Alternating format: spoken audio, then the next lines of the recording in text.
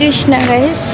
আজকে আমরা এখন দর্শন আরতি করে মহাপ্রসাদের এখানে যাবো, রেস্টুরেন্টে ওখানে প্রসাদ পাবো। তা আপনারা সবাই কোথা থেকে আমার ভিডিওটা দেখছেন অবশ্যই কমেন্টে বলবেন। তো চলুন আমরা আজকে কী প্রসাদ অর্ডার দিই, কী প্রসাদ খাই। এটা হচ্ছে আমার ফোন, সে ভিডিও দেখলে 1 মাইল দূরে চলে যায়।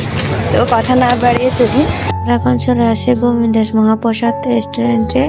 ওখান থেকে আমরা চাউমিন, সিঙ্গারা, রোল অর্ডার দিয়েছিলাম। তো এগুলো আনছে ভাই। তো মহাপ্রসাদে প্রসাদ পেতে হলে আগে থেকে টোকেন কাটতে হয়। আর ওখানে অনেক সুন্দর সুন্দর খাবার, ধোসা, পরোটা, সব রকমের খাবার পাওয়া যায়। তারপর ওখান থেকে অর্ডার করবো। তো আমার বোনরা এখন পার্কে এসে ঘুরতেছে। তা আমরা একটু পার্কে এসে বসলাম, ওখানে জব করব। আমরা জব করেছি ওখানে 1-2 ঘন্টা। তো একটু মজা করে ভিডিও করলাম।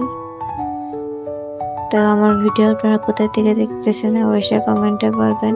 তো আজকে একটা ভালো তিথি, তো আপনারা চাইলে গঙ্গা স্নান করে আসতে পারেন। আজকে গঙ্গা দেবী আবির্ভূত হয়েছে অক্ষয় তৃতীয়ার দিন।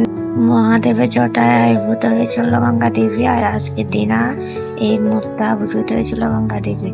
তো আজকের দিনটা অনেক শুভ। তো আপনারা গঙ্গা স্নান করলে অবশ্যই শুদ্ধ হবে। গঙ্গায় স্নান করবেন, আগে ঘর থেকে স্নান করে যেতে হবে। এবং গঙ্গায় যাওয়ার আগে যদি গঙ্গা দেবীকে প্রদীপ, ধূপ, ফল দিয়ে নিবেদন করে স্নান করলে এটা ভালো। তো কিভাবে কি কি মন্ত্র বলতে হবে গঙ্গা স্নানে আমি ভিডিও লাস্টে দিব। কৃষ্ণ আজকে ভিডিও আমার এ পর্যন্ত।